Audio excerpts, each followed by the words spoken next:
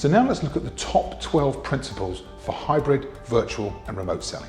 As we look at our 12 principles, we see we've got a consideration of those principles that are setting up and preparing for virtual meetings. Then we have some that are skill-based. The first 7 principles are about how we set up for virtual meetings, how we prepare ourselves.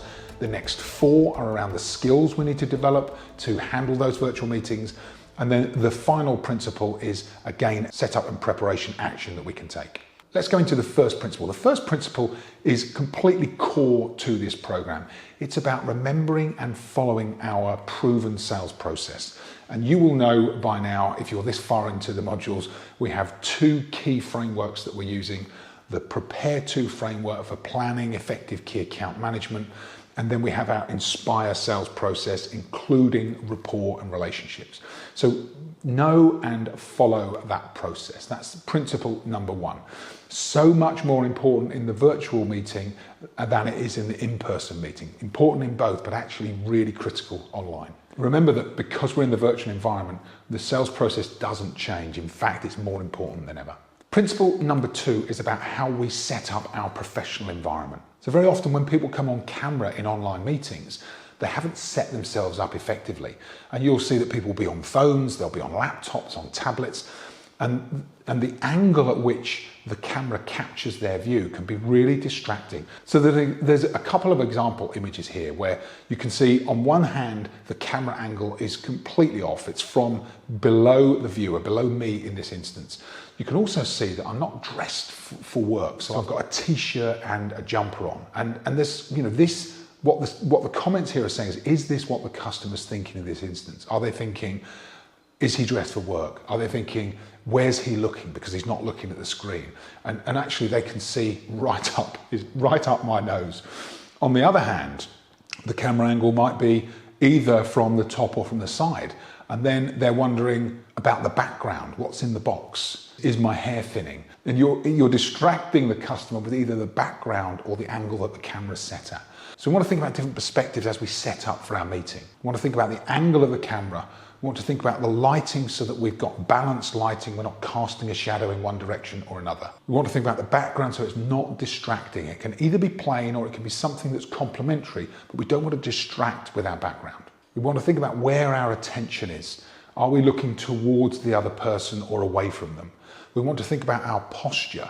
And very often if we're sitting in a virtual meeting, actually our energy is lower. So finding a way to either manage your energy or stand if you can. I have a standing desk when I run my virtual meetings. It just helps me manage my energy and my engagement with customers. Then we can think about what impression this creates. So here's a contrast. When I run virtual meetings, I tend to be at a standing desk. You'll notice in this image, even though it's an image, that the angle is horizontal, that the lighting is balanced. There's no shadow being cast one way or another. The background's complementary. It's a promotional banner, but it's not distracting the eye or distracting the customer. My attention is towards the camera. The posture is standing, and I'm intentional about the energy and the engagement that I create. And ultimately, it's about being ready to do business with your customer.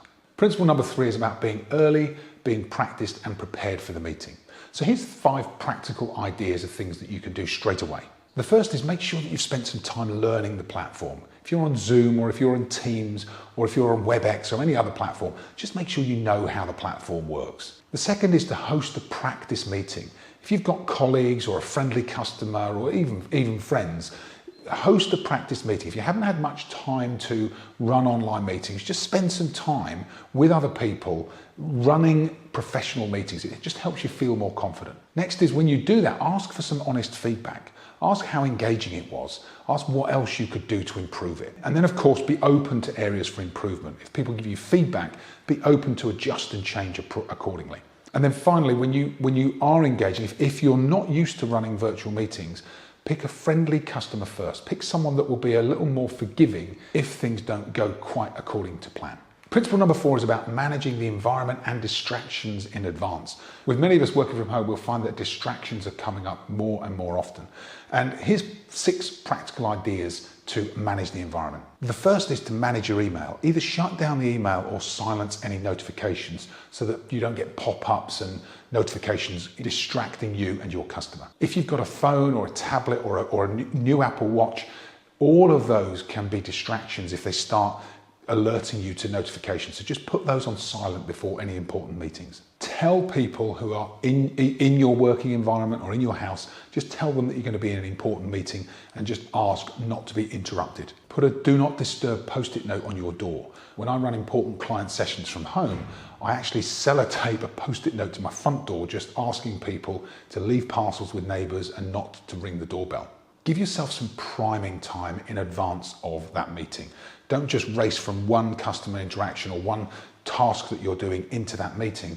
Schedule a 15-minute block of time beforehand to prepare, review your plans, prime yourself and be ready to give that customer your full attention. And then finally, when you go into online meetings, especially if you're presenting content, what you'll find is that the clock disappears from view. So I tend to put an analog watch or clock somewhere just so that I can keep a track on the time, because very often online meetings are shorter, so we want to make sure that we're maximizing impact, maximizing the timing and keeping ourselves on track. Number 5 is around our reason why. We covered this very early in our cycle, so it's a good reminder to us. Every time we meet with a customer, we must have a really compelling reason why they should meet us. And if we don't, especially in online meetings, we are so much easier to cancel that without that compelling reason why, actually we can find that customers either drop out last minute or they don't see the value, so we can't get them engaged in the first place. So go back to our 3 core principles around the reason why the customer should see you. A quick reminder to ourselves here. Think about the customer-only messaging. Think about the outcome you create for the customer, and think about referencing other customers. Remember our peer reference principle. And if you do those 3 things to sharpen up your messaging, especially in the online meeting, you will get higher engagement from customers. Once you've got the customer engaged, principle number 6 is about sending an electronic meeting invitation with an agenda. And what we want to do here is just make sure that the meeting populates the customer's diary or their online calendar so that they have a reminder about the meeting that's coming up with us. Here are 5 workable ideas. We've talked about 1 already. Make sure that you send an electronic diary reminder. 2 is to make sure that within that reminder, in the header of the meeting invitation, you've used your compelling reason why the customer is meeting you. So that when they look at it, they don't see meeting with Justin, they see, growth objectives 2022 or whatever your compelling reason why for the customer is. Next is to include a simple agenda. I use 3 points. The first is discuss the customer's priorities and challenges. The second is to share other customers' results and successes. And then the third is to discuss future actions or next steps. And that just keeps it really customer focused, whether it's that customer or other customers. Actually, from their perspective, when they read that 3-point agenda, it's quite compelling alongside the compelling reason why they're meeting me. Next is that when you've got an important meeting coming up, remember to start to message into the customer the day before. Don't leave it until the day to confirm. So send a note across the day before just to say, I'm looking forward to meeting you, looking forward to sharing best practice and hearing more about what you're going through in your business. And then finally, if it's appropriate, maybe send some simple instructions to the customer. Remind them of the meeting link. If there's anything specific, if you're using perhaps a platform that's a little more complicated to navigate like WebEx, if they have to download some software in advance, just send them some instructions to do that. And the final thing is just ask them to turn on their webcam when they come to the meeting so that you're always inviting your customer to kind of fully engage with you when you meet with them. Principle number 7 is recognizing the hierarchy that exists in value and impact in the different types of meeting. And the fundamental reminder is that we can send emails to customers when we're trying to clarify information or there are things that need to be attached or documents we're sending. But if it's appropriate, if you can make a phone call to a customer, a phone call is always more impactful than an email because you get the chance to personalize the message. Now, if you're making a phone call and it's possible for you to make a video call, then a video call is always going to be more impactful than a phone call. So recognize that hierarchy exists.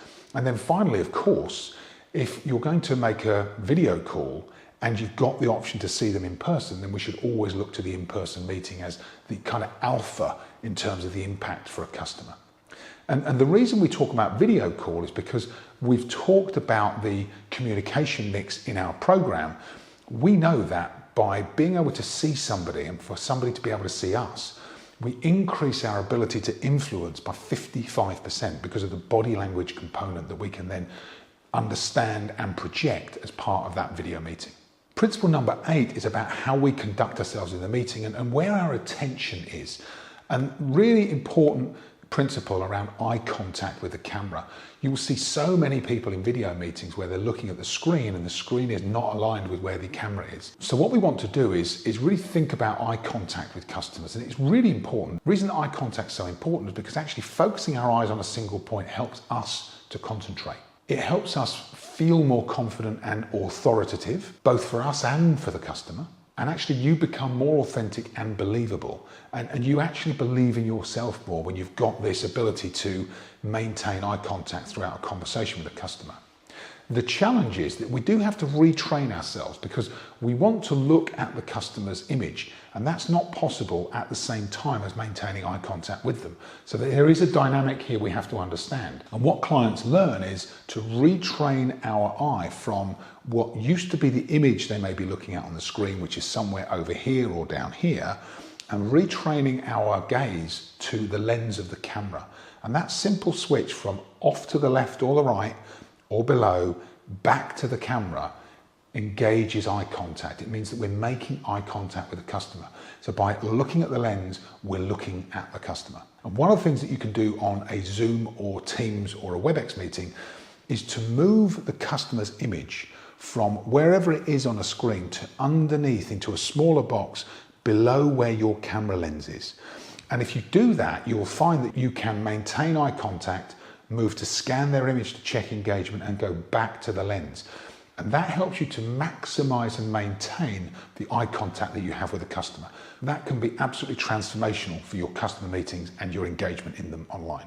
Principle 9 is about remembering that when we go on to a virtual meeting, we should always go back to rapport. Remember, it's at the heart of our sales process. It sits right in the middle of everything we do.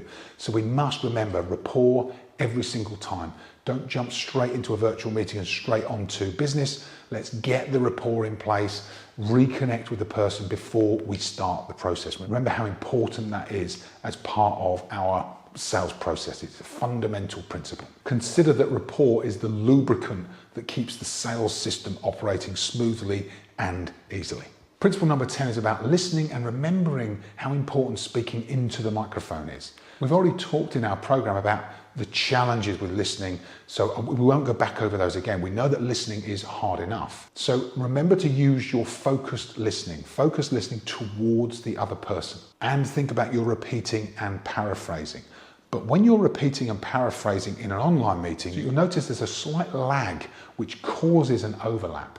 So what we have to do is create some space, maybe a couple of seconds after we've spoken, or a couple of seconds after someone else has spoken.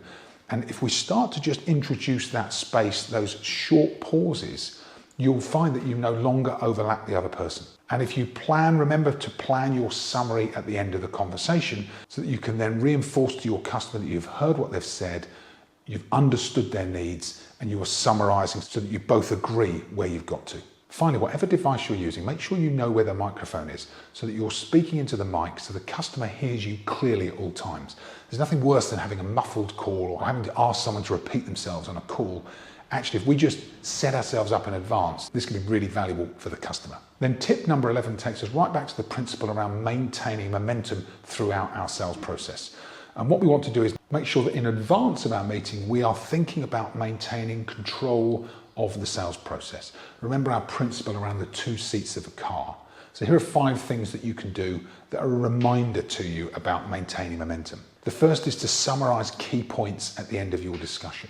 Make sure that you check with the customer that you've completed everything, that they have the same understanding that you do. And then beyond key points, we then want to clarify key actions, ours and the customers, with timing, and get commitment for making sure that those actions will be completed on time.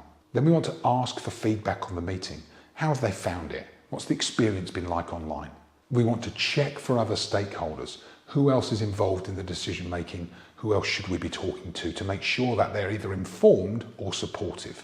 And then finally, we want to schedule the next meeting now. in our current meeting.